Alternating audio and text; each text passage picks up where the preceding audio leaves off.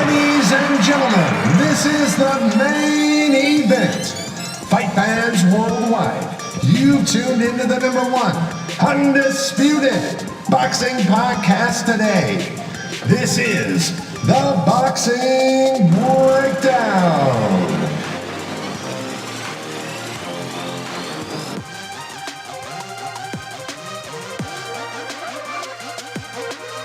Now, your heavy-handed, hard-hitting host, Mark Roxy.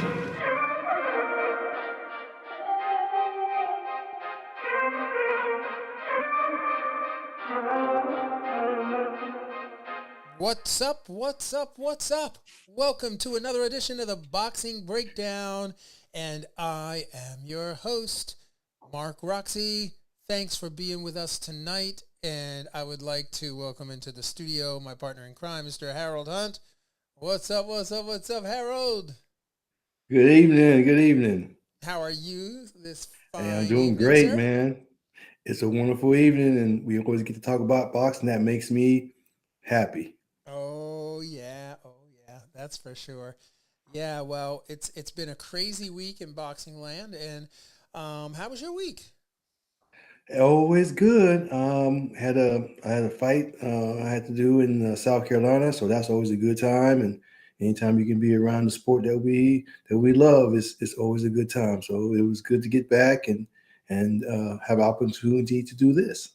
Yeah, for sure, for sure. How was the fight? It was really good. I mean, it was like we had 13 bouts, but the one that impressed me the most was the two ladies. One was amateur, I mean, her first fight, and the other one was a seasoned pro. But the amateur one, well, her first fight, she fought off the back foot. She displayed the best skill set out of all the gentlemen, and they were a pretty good, skill set. But she really fought well. I enjoyed watching her, and she fought off the back foot, and it was nice being able to score that fight knowing what I was looking at. So she So, had a good time. She had a good did fight. did you by any chance catch her name? No, I cannot recall at the present time. I cannot do that. I will in the future have the names when you ask me, but she was excellent. So I'll try to get that up before the end of the evening. Yeah. Okay. Cool. Yeah. I mean, I also want to give a big shout out to our good friend, Mr. Walter Whyte, who is the sound of the opening of the Boxing Breakdown. That is Mr. Walter Whyte. So thank you so much, Walter, for always being the voice of the Boxing Breakdown. We appreciate our opening, and you have an absolute $1 million voice, and we got to get you on. Actually, you haven't been on the Boxing Breakdown for a while there, Walter, so we're going to have to get you on the program. If you're listening in, we're definitely going to get you on, and that'd be fun, wouldn't it, Harold? Yes, I actually worked with him this weekend. Oh, you did? He was there. Yes, yes. This Talk to weekend I me. worked with him, and last week I worked with him in Tennessee. Okay, all So right. we had back-to-back weekends together. And I'm always amazed at how well he can get the crowd going, and his voice and his mannerism and his professionalism. And I always tell him, I said, "Man, you are good." And he always says, "Thank you, Mr. Hunt. Thank you." So he's a Yeah. great guy, and it would be great for him to come on here. Yeah, man. And so, Harold, we're going to get him on. We're definitely going to get him on. I wanted to really just kind of take a minute at the beginning of the program here also to really just shout out our Ukrainian brothers and sisters in and out of the boxing community. Um, we are praying for you and your country, and we are in solidarity and support of you. And certainly we do not condone any kind of violence or war outside of the boxing ring, of course, but we really want to just send our condolences for all of the men and women that have lost their lives in this senseless war. And we are praying for the Ukrainian people. And, I know, Harold, there's a couple of boxers Very, very prominent, successful boxers in our boxing community that are out there um, fighting the good fight. I wonder if you want to just chop that up a little bit.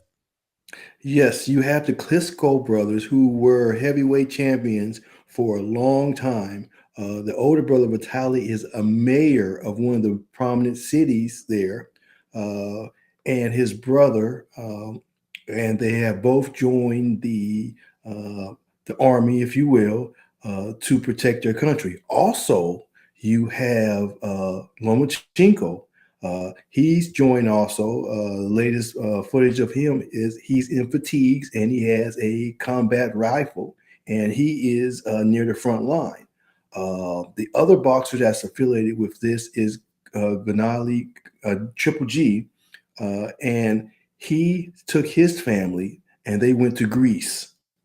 So Really? he is not there, but his kids are and his wife and his family they fled to Greece while this is going on. Wow. Um, Chris Colbert's foe, I forget his name, not Chris Colbert's foe. I apologize. Uh, Gary Russell Jr.'s brother's foe. He is Ukrainian also, Okay. and he had a fight with on Saturday on Showtime against Gary Russell Jr., one of the brothers. And Right. upon his when the fight was over, he flew back to Ukraine to be with his twin sons and the wife. So Right. thus far, that's four prominent fighters who have retained their services as soldiers to their native country. Wow. Wow. Yeah. I mean, actually, I was going to call out, Vitaly and Vladimir Klitschko, who are Ukrainian, and they are certainly on the front lines here, and Vasily Lomachenko and Alexander Usyk. Yes, All of Usyk those also. individuals Yes, have have been reported to be on the front lines and fighting for their Ukraine. So we love you guys and we pray for you guys and we hope that you will be returned to the boxing community and to the world safely. And yeah, our hearts and prayers are going out to the country of Ukraine. And yeah, I don't know if you noticed if you're watching on YouTube, you can't really see this if you're on the Apple podcast, but if you're watching on YouTube, you certainly can see that we're sporting our blue and yellow colors today just to really show our solidarity there with the Ukrainian people.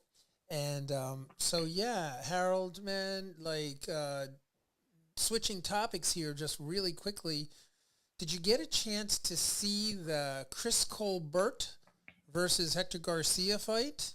yes, I did. It was good, great fight. Yeah, it really was a great fight. What you got on that one? Chris Colbert had a game plan for his prior foe, and he necessarily didn't look at any film. He felt that he could adjust uh, for Martinez. However, Martinez had a relentless style, and he was fast. He was Right. quicker than Colbert thought he was, and he consistently was got off first. And he just stayed in the pocket and was busy the whole time. So uh, he really fought well. How many times, Mark, have we seen a late replacement upset the favorite? Manny Pacquiao did that, and several other fighters have done that and went on to prominence. But it was a good fight.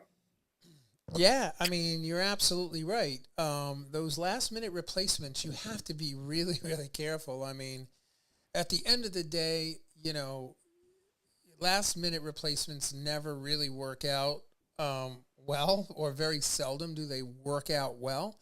I think in this particular case, it was really just a case of being outgunned with power, the power differential, and actually in the fight, Garcia was able to make all the adjustments, or rather, Garcia.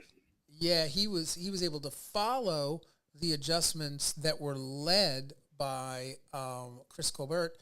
Uh, I think he adjusted maybe two or three times, actually three times, definitely in the fight.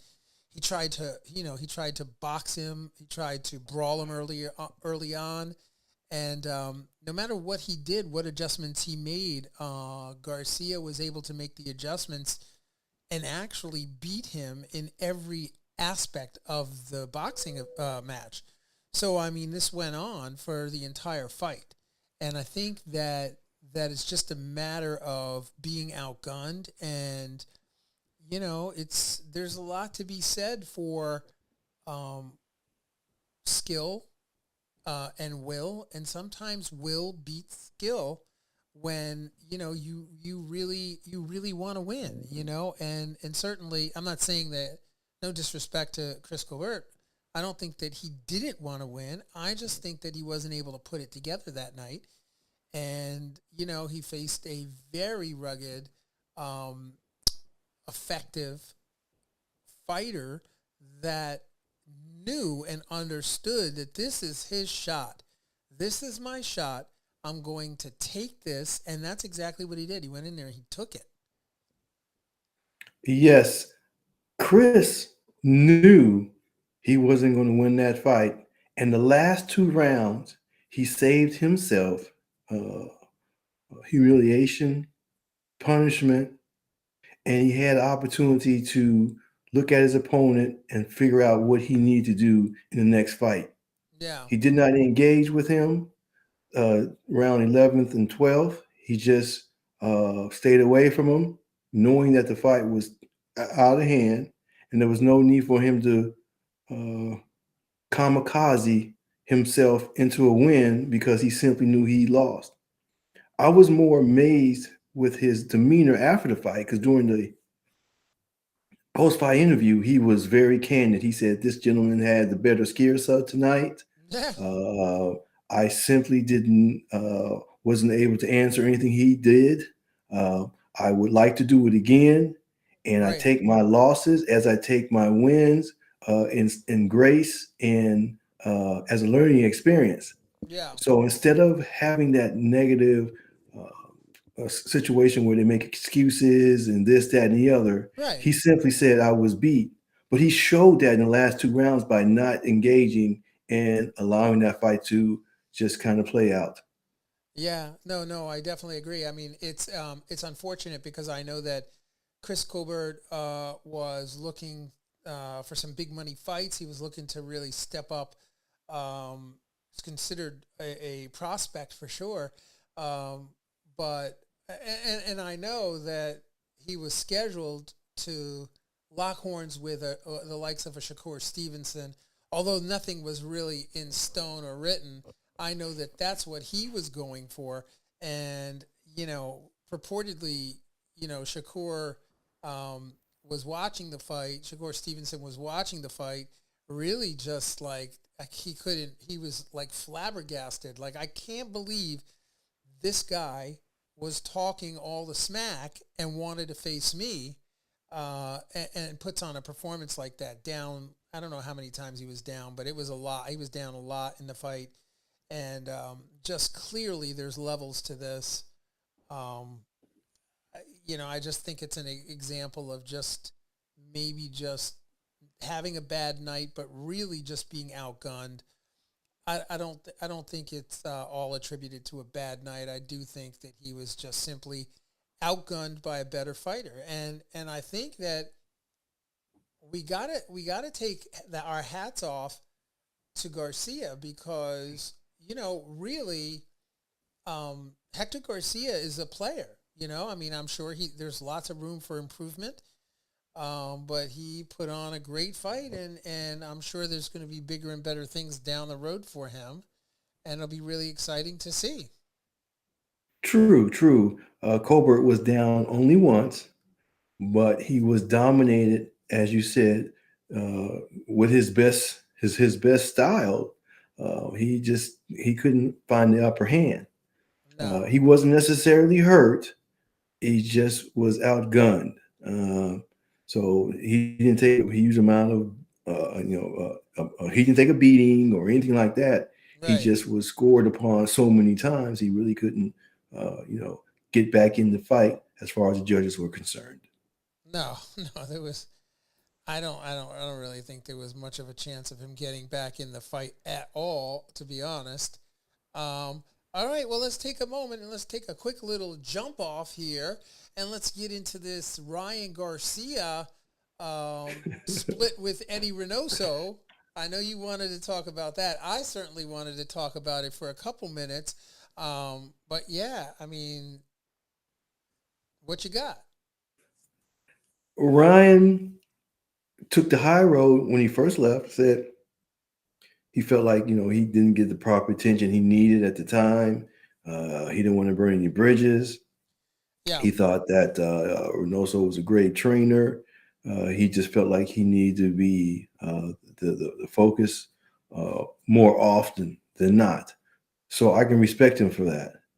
Now comes a week later where you have Canelo saying that Ryan just didn't have the work ethic, and Reynoso had the ample time and the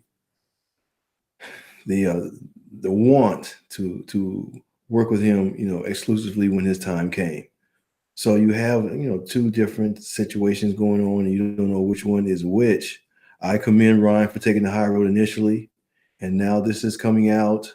I believe, I believe the positive path has already been laid, and this is just kind of a follow up scuttlebutt, just for uh, just to be said.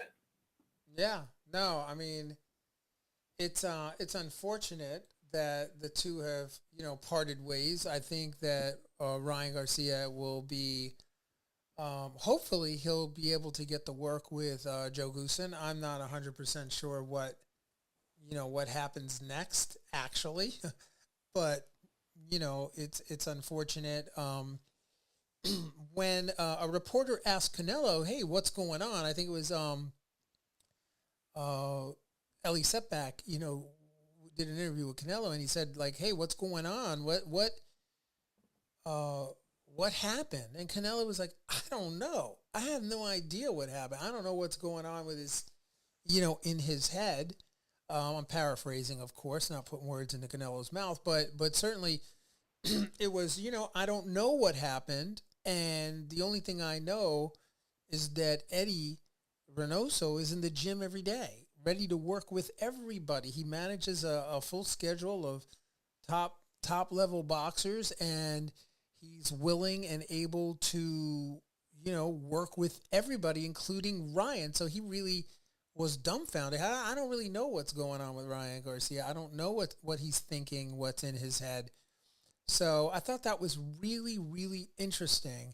And then Ryan Garcia comes back and says that Canelo really doesn't know why, which is exactly what he said. I don't know why. So, it's bizarre at best. The truth is only known by Ryan Garcia, Right. and I thought he dispensed it properly upon his initial exit. I mean, So I'm yeah. happy with what he said initially. I Well, am. well, Ryan Garcia does say he came out and he said that Canelo doesn't have an accurate picture of what took place when he was falling when it was failing to get the training time with Eddy Reynoso. He's saying that Canelo doesn't really know the full picture. You know. Anyway, I don't know. I don't know what else to say about that. It's just a shame. Canelo's the big dog. He can say what he wants. The press is going to eat it up. He's Right. going to he's going to make sure Reynoso is in the positive light rather. Right. So he feels he needs to say what he needs to say to, you know, to defend Reynoso, and Right. it's going to make headlines, and it's just going to be what it is because Canelo is the big fish, the big dog, or however you want to however you want to say that at this time. Well, So do you think by any chance I'm just asking the question, and those of you that are tuning in on YouTube, if you want to leave your comments if you want to get in the conversation. Jump on. Please jump on. Be in the conversation.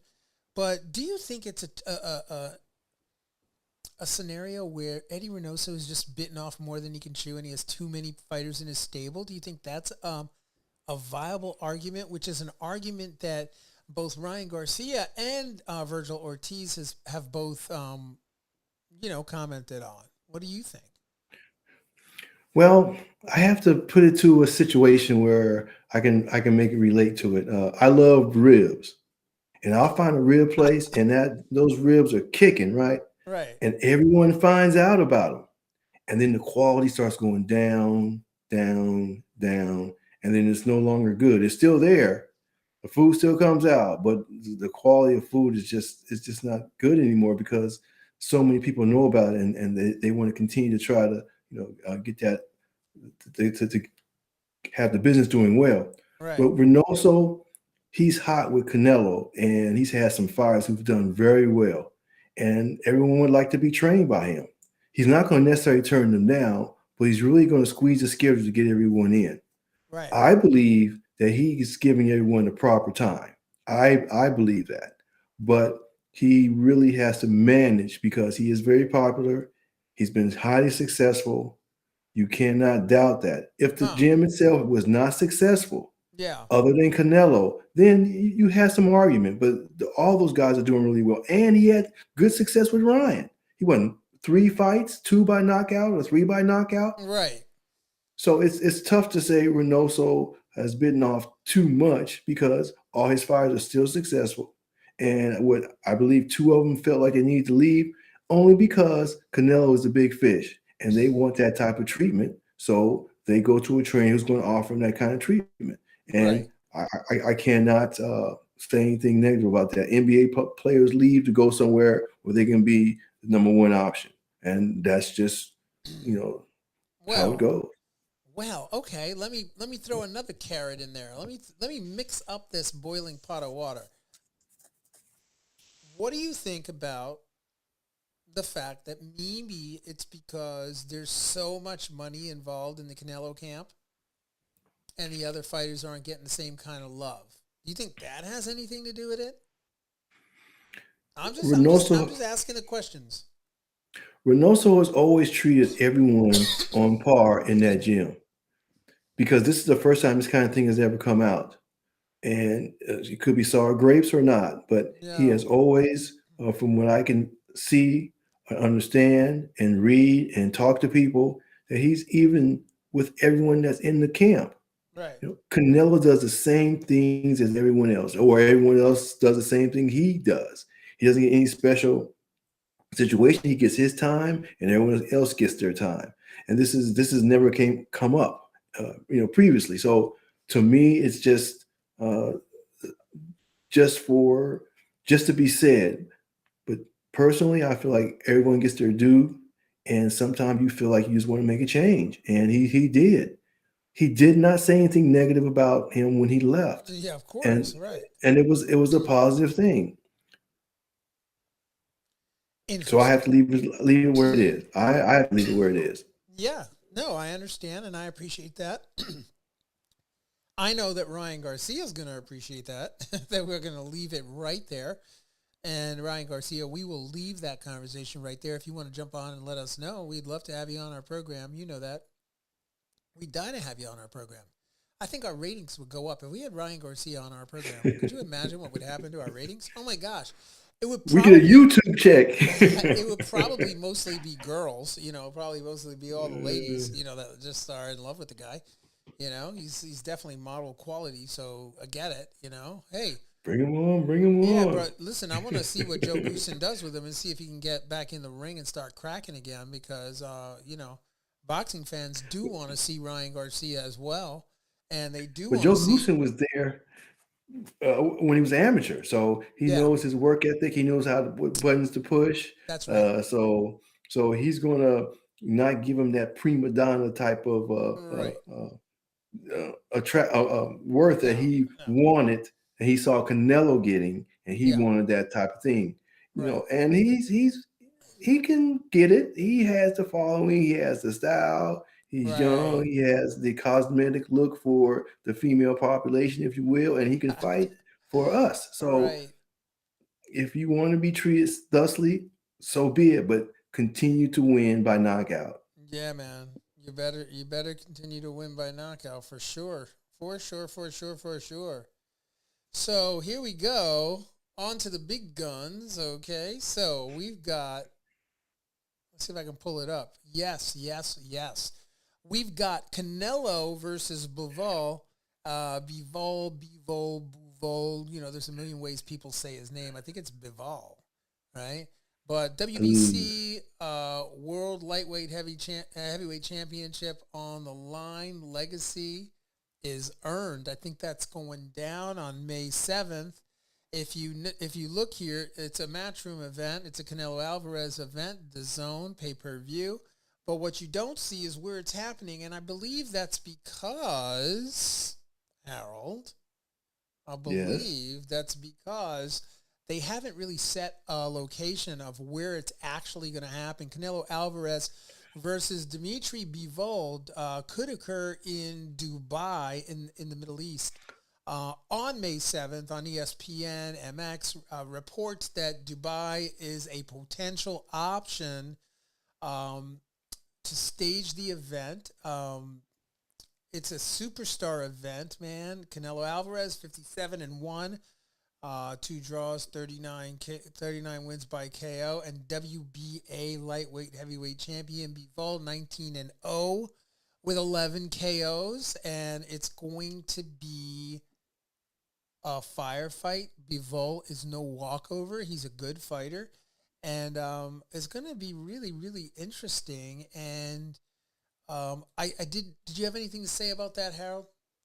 Yes, the site fee in Dubai is going to be crazy. It's got to be The double, triple what Vegas, the Barclays Center, anything in California can possibly put up. So they're going to have yeah, a huge upper hand there, and they simply can outbid everyone else. Period. So if they want the fight, they right, will get it because the money is going to be so tremendous. The only thing that could keep it from there is the possibility that Vegas, because of the culture, the right, gambling and that type right. of thing, could garner it to be there just because of all the other outside money that can be made, and all those be taken account of, Right. or with all the people who handle all of that. But I like to buy. I like Yeah. to buy for that fight. I Yeah. do. The Well, opulence is crazy over there. I don't know. I don't know how much Bivol will really dig Dubai, because if you recall, both of Gennady Golovkin's fights were both in Dubai. Both of the fights occurred in Dubai, and you remember what happened in both of those fights? Who It won? wasn't necessarily successful. Canelo came away with two controversial victories in both fights in Dubai. Gennady Golovkin does not like Dubai, I'm pretty sure, at this point. But, the Canelo camp likes, it's a solid option, and they really like Dubai for the fight. So we'll just have to see whether or not the fight happens there. I'm not sure what other sites they're looking at, if they're looking at any places in Europe.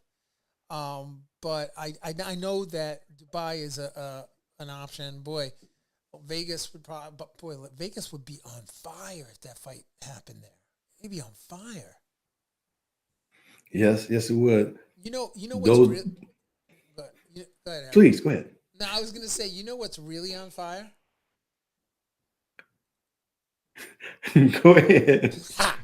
It's the $160 million inside Canelo's pocket that he's getting Yes. for the two-fight deal. He's going to be, listen, folks out there listening in on the Boxing Breakdown, check this out. He is going to be fighting Dimitri Bivol, followed by Gennady Golovkin for $160 million, Harold.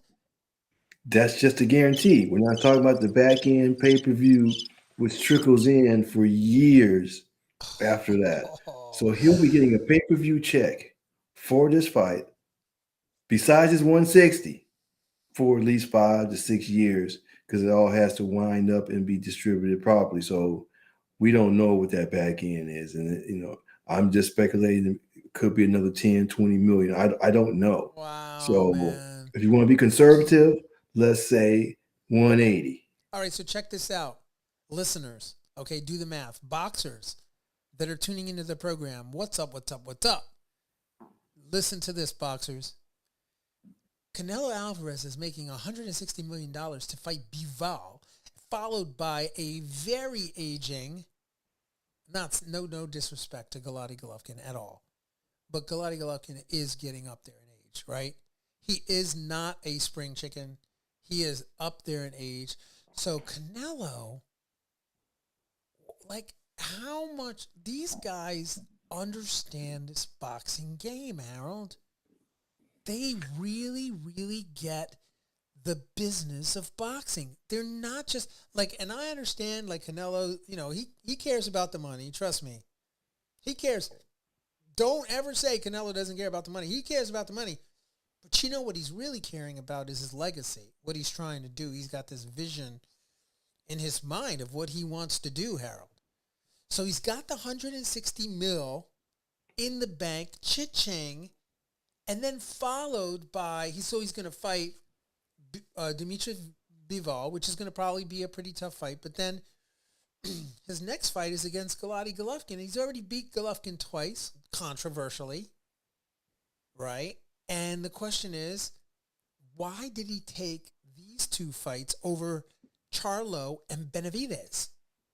Do you have an idea of why that would be? Legacy, as you said earlier. He has the opportunity to go ahead, start his run at 175. That would be a relatively easy fight, I would think. He can come back down and not easily, but have a great fight with Golovkin. Right. And then he can go back to 175 and clean up Joe Smith and Arthur. Charlo will still be there, but Charlo is a 160 pounder. Right. So when he moves up, he'll be at a disadvantage. Benavidez is the one that everyone's going to be clamoring for, but he can take his time with those fights. He doesn't have to go do them right away. While he's on this hot streak, I would do as he's doing, because those other fights will wait. The Charlo fight will wait, and the Benavidez fight will wait. So I would go get this now, and then go get those later. Yeah, so check this out. So for me, I'm looking at this in a very, very interesting way, from the calculated business side of boxing, right? Canelo Alvarez takes the $160 million. He fights Dimitri Bivol. Then he follows that by fighting Gennady Golovkin. 160 plus perks, right? So whatever. Then he gets to come back when the two young lions, the two, bulls in the china shop, Benavidez and Charlo. I mean, that's arguable. You can argue that point. But the way I see it is like, okay, he's taking these easier fights first. They're both not walks in the park, but they are easier fights in that he's fighting Bivol, followed by an older Gennady Golovkin. And then when Charlo and Benavidez are a little bit older, maybe they'll fight each other. Maybe they'll fight other people, and they'll be a little more worn out, a little softer. Maybe he'll face them then, later on, right? But there's no reason for him to take those very tough, hard fights now, when those fights are going to be worth, if he's getting $160 million for these fights, he wins these fights, what do you think he's going to get next round? What do you think? How much do you think Canelo Alvarez will get for the next two fights? Do you think that will be $200 million to fight those two cats? It's quite possible, depending on how well he succeeds with those other two. The Golovkin fight, he should win that one. The other one, it's going to be a opportunity for him to show another side of himself. Wow. Oh So man. yes, I agree with you. Those fights can wait and they will be there, but those two gentlemen will be at a disadvantage because they'll be moving up. He'll have acclimated himself to a 175 weight limit. He'll feel those punches and he mentally he'll be able to handle those. With Golovkin, Golovkin can punch, and he's going to be able to take those punches pretty easily. So going down to 68 to defend those other belts and blowing up Charlo, I really think he won't be affected by their power. Yeah. You know when that? Do you remember the fight? Do you remember this fight? Which one? Oh yes, yes, You remember that fight, Harold? yes, yes. Yeah. I mean, that lets you know how long ago, in boxing world, that's a long time. Here, let me just pull that up again. It's September 16th, 2017, is when that fight actually happened.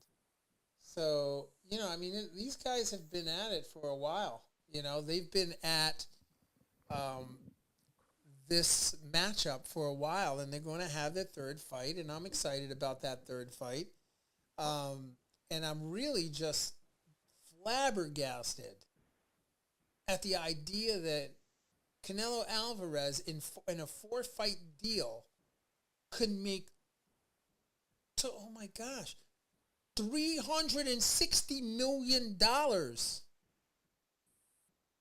I mean, I'm doing the math right.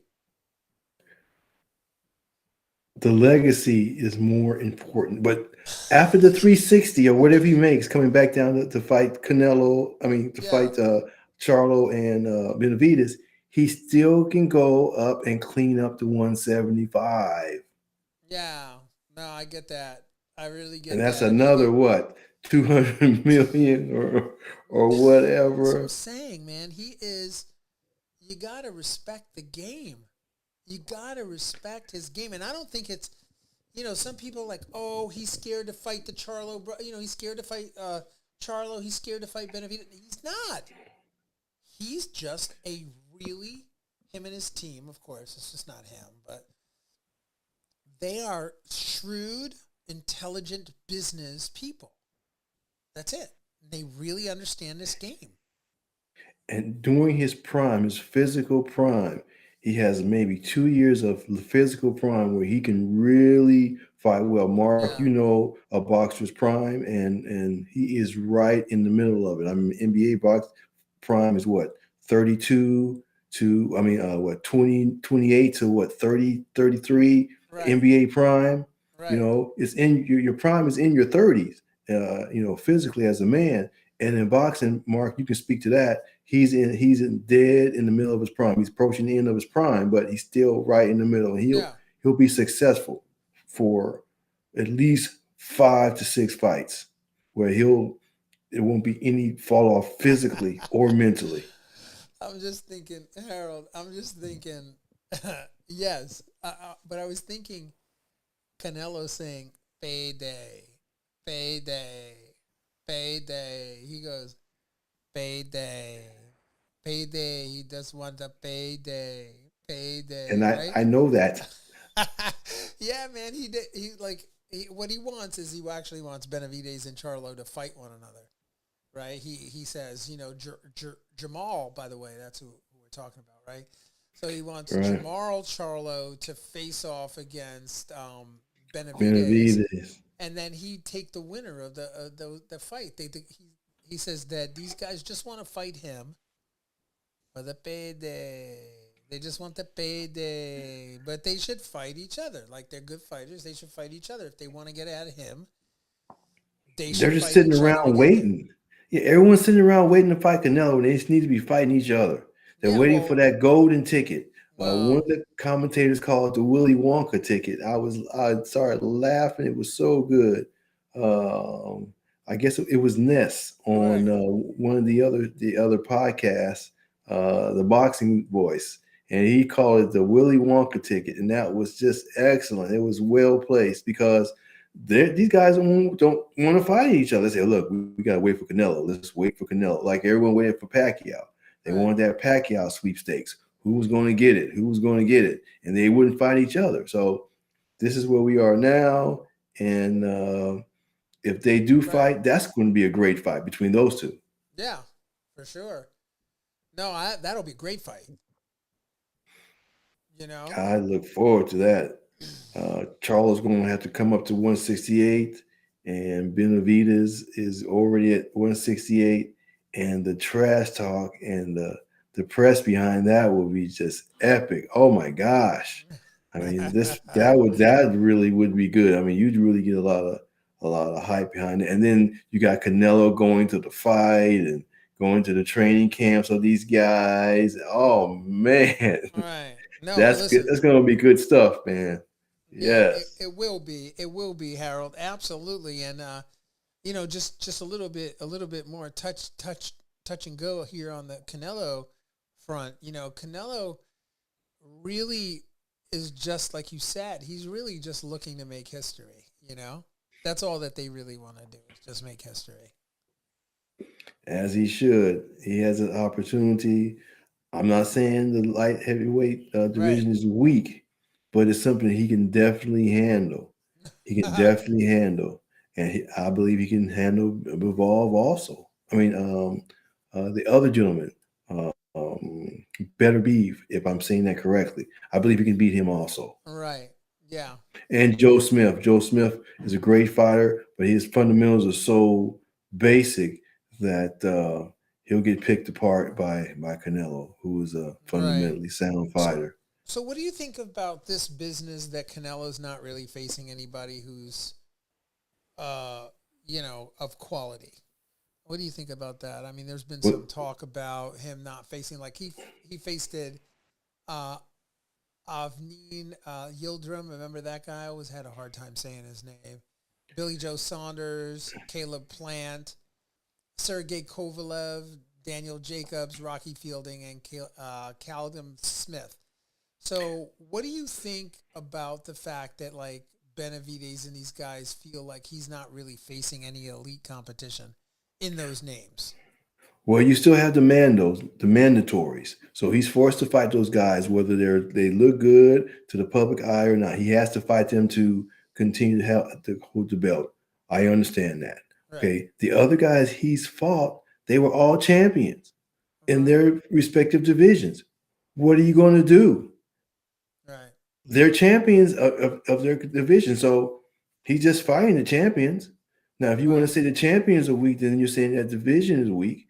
But that's not his situation. He didn't manufacture that. He's just fighting the champions of that division to pick up the belts. So as long as he's fighting champions, I don't have an issue with it.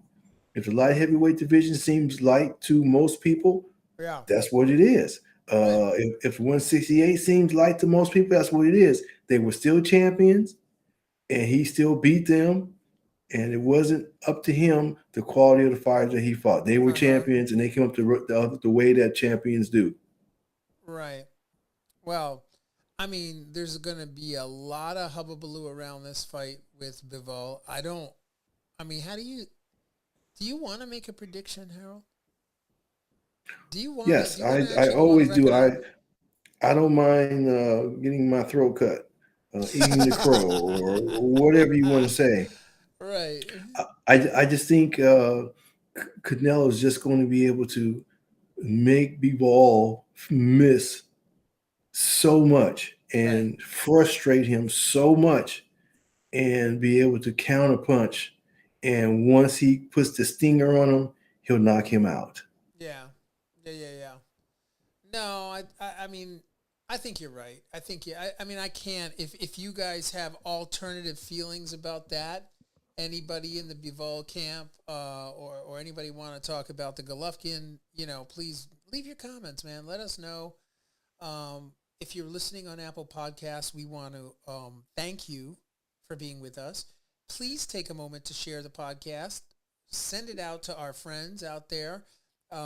If you like it, share it with other folks in the boxing community and let them know that we are talking about some good boxing here on the Boxing Breakdown. And if you are tuning in on YouTube, what's up? I know I'm not looking at the camera the whole time.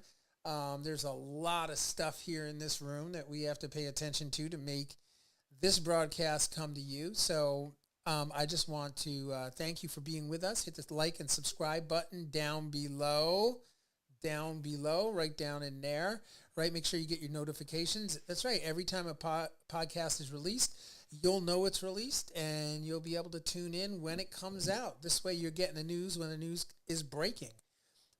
So with that being said, talking about breaking news, let's get into this, Harold. What you got to say about this, my brother? Tell me. Tyson Fury, WBC Heavyweight Championship of the World on the line against Dillian Whyte. That is going down April 22nd, actually April 23rd in Wembley Stadium. Right? That's an event. Yes.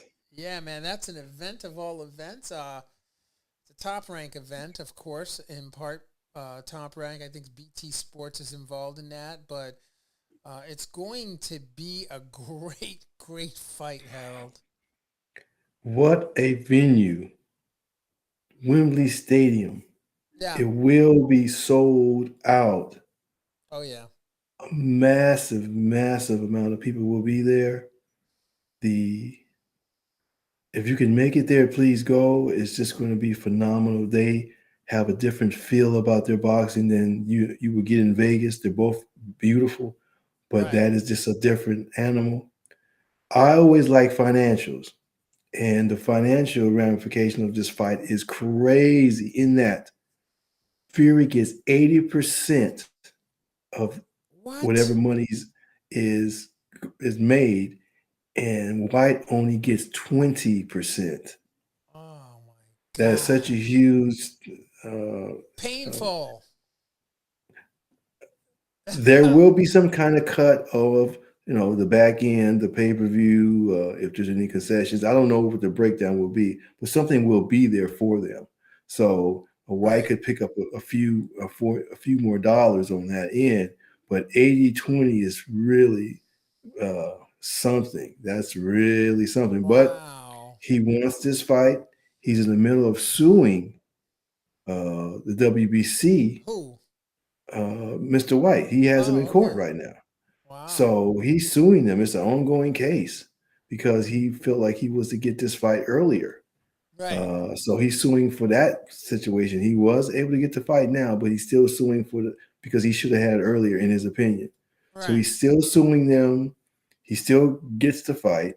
He gets the smaller end of the purse, of course. He should pick up something on the back end, and he has his opportunity to shine. Wow. Yeah. So it's going to be a great fight.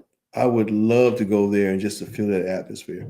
Oh my gosh, right? Well, Tyson Fury has dominated the action here in the United States, dominated the conversation, dominated Deontay Wilder twice, right? And he's just man, it's only fitting for the Gypsy King to return to Wembley Stadium to defend his title, right? I mean, that's the right place to be. And I think it's going to be an outstanding evening of boxing. How do you see that going?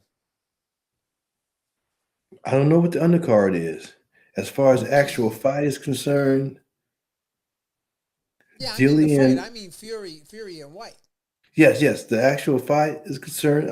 Well, you always have a run-up, but the actual fight is concerned, just watching Whyte, he has to be a little sharper, as in, the way he releases his punches is just a little sharper, just so he can not make a fight, but it won't be so overwhelming. He does have power. Right. And but my reference point is Joshua, and Joshua knocked him out after he gave Joshua a little work. Right. So he may have a opportunity to win. You can always win. He just needs to be a little quicker with his hands on this fight, just so he won't get sparked out of there early. Yeah. No, I mean, I see it.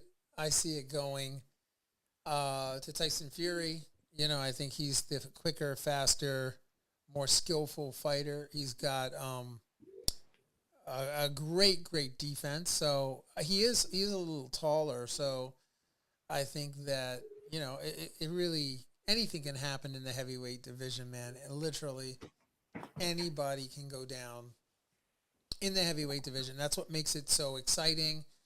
The odds, if you're into betting, I mean, I know that the odds are going to be super good for Dillian Whyte. Meaning, if you place a bet for Dillian Whyte, and he wins, you'll be very happy that you did that.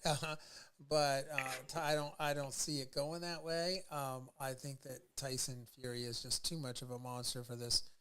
And where do you think Tyson Fury goes next? I mean, where does he go after this? What does he do after he fights Dillian Whyte? What's next? Alexander Usyk. Well, provided that, you know, Usyk is returned in one piece from this tragic, evil, Yes. terrible war that's happening right now in the Ukraine. So, you know, God be with him, and hope that we can have him returned, you know, promptly. But we know that, you know, we acknowledge his courage and his willingness to be there and fight, you know, for his people. It's quite valiant. It's pretty amazing, you know. Yes, it is. I anticipate the world will correct itself. Yeah. We will get our fighters back, and we will continue the sport. Yeah. So I'm hoping that happens, and those two can unify the title, and we Yeah. can just move forward with boxing. Yeah, yeah, for sure. Let's hope that that's the case. So moving forward here, Mhm. Harold. Let's Moving talk. on, moving Yeah, on. man. Let's talk about a fight that I've talked about a lot on the boxing breakdown. I've covered it.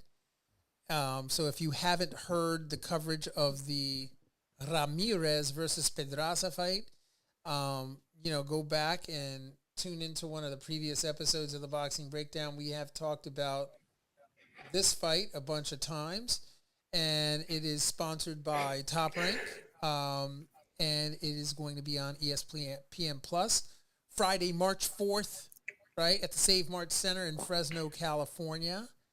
Um, Again, ESPN Plus and Top Rank. It's going to be an amazing fight.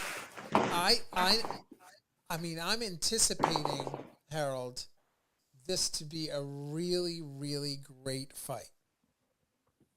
It's one of those sleepers, you know. It's like the Baranchek? Remember the Baranchek and the Zapata fight? The one that got fight of the year? 50 Oh, 50. yeah, 50 fight. I wonder if we're talking about a fight like that here. I don't know. I'm really hype about this fight. I'm really excited about the Ramirez versus Pedraza Top Rank ESPN Plus fight. I really want to see this I think it's a 50-50 fight. I love the fact that I can't even think about who could possibly win, or I can't even take a side. And those are the kind of fights that you look forward to because you really can't say. I would love to judge that kind of fight. The one. kind where each round is so tight you don't know who to give it to before you give your card to the referee to take to the head bean counter after Right. each round. Those are the kind of fights that I love to judge. And even as a fan, trying to figure out after each round who won, it's going to be great. So that's a good fight. You know, that Yeah. is a great fight. Yeah, no, definitely. It is going to be a great fight. And Jose, the sniper Pedraza, knows how to put on a good fight. These guys are going to be really something. So anyway, And last but not least, we're rounding right about 55 minutes into the program. We're just about ready to call it a night, but we can't do that without talking about this one. Chocolatito Gonzalez, Roman Chocolatito Gonzalez versus Julio Cesar Martinez, live on the zone. This is going to be another barn burner and another candidate for fight of the year. People, you don't want to miss this fight. Honestly, I mean, I mean, I could promote the fights. I could just be on here promoting fights because I'm just so pumped up and excited about these matchups. This is another great fight, people. It's live on the zone. Matchroom Boxing is putting on Chocolatito versus Martinez March 5th, 2022. And if you are interested, it's at the Perdang Arena in San Diego, California. And that's going to be a really, really good fight, man, for sure. A lot of punches will be thrown. Chocolatito is so sound fundamentally. Even as he ages, he still will be exciting, and he still will be able to win. Yeah. And his opponent, of course, is a world-class, disciplined fighter also. So I just see another great fight where you just can't pick anyone. So those are the ones that boxing fans should really look forward to, as I do. This is a WBC flyweight, matchup. And basically 27-year-old Martinez, has a record of 18-1 with 14 KOs. And he's facing really a legend in the sport, Roman Chocolatito Gonzalez. Chocolatito. 50-3 with 41 wins coming by way of KO. He's definitely going in the Hall of Fame, man. I would love to see him get in the Hall of Fame one day when his career's over.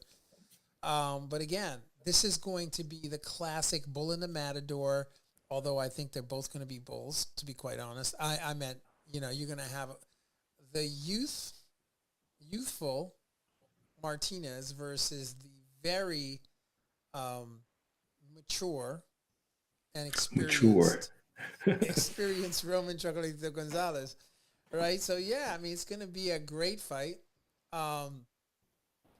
Martinez has really never faced anyone on the level of Chocolatito, but, as you just saw with the Chris Colbert and Hector Garcia, the thing is, right, here's the thing. Hector Garcia was a really good amateur. He had a very, very distinguished, successful amateur background. You got to be careful with these young guys because you never know.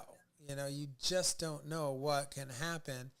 Martinez could pull an upset here. He is a combination puncher, right? So he will be able to trade with Gonzalez. It's going to be good. Yeah, but he has a little bit more power, right? And he's I think he's like 7 or 8 years younger. That makes a difference.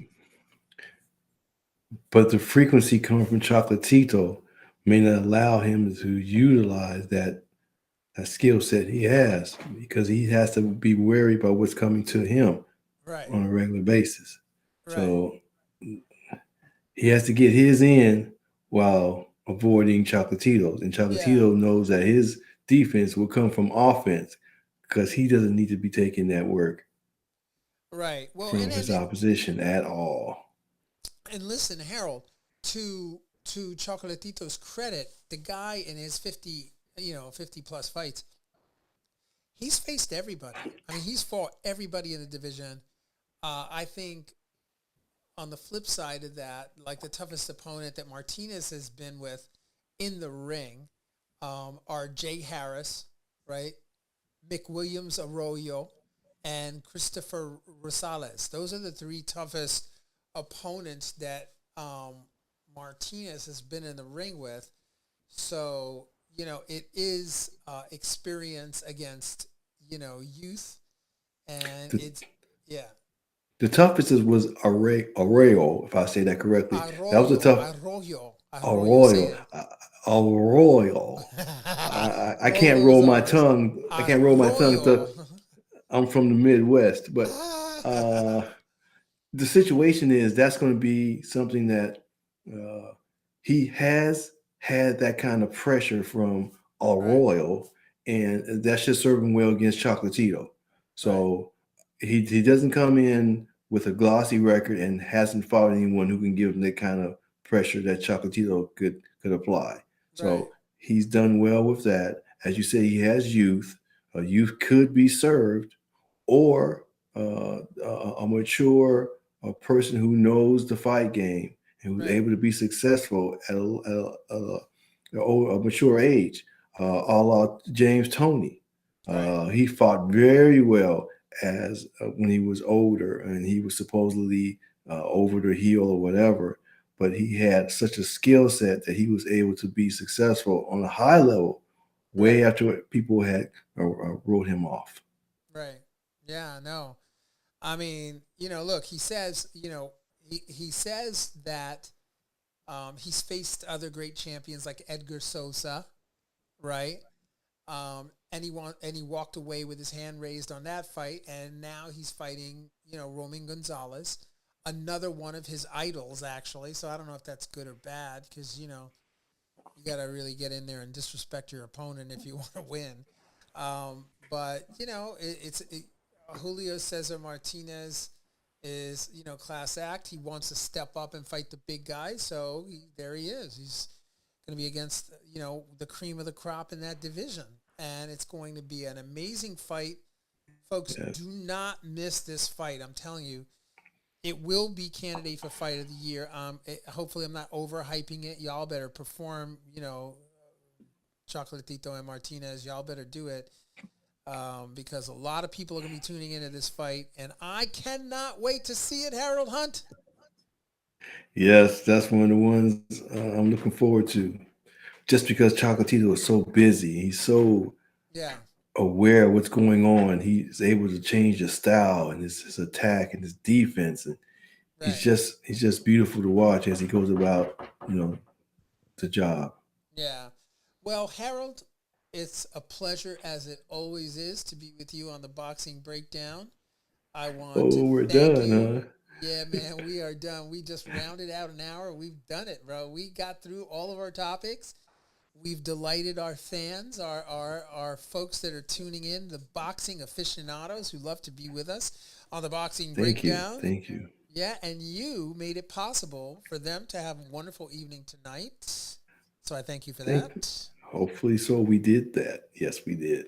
Yeah, we did that. We just did it. And until next time, Mr. Harold Hunt, peace and love. I'll see you on the other side. Don't forget to share the podcast. Don't forget to get on Apple Podcast and become a member there. And don't forget to hit the like and subscribe down below on the YouTube channel. Thank you so much. God bless. And let's all pray for our friends in the Ukraine. Peace and love. Yes. Boxing Breakdown is out.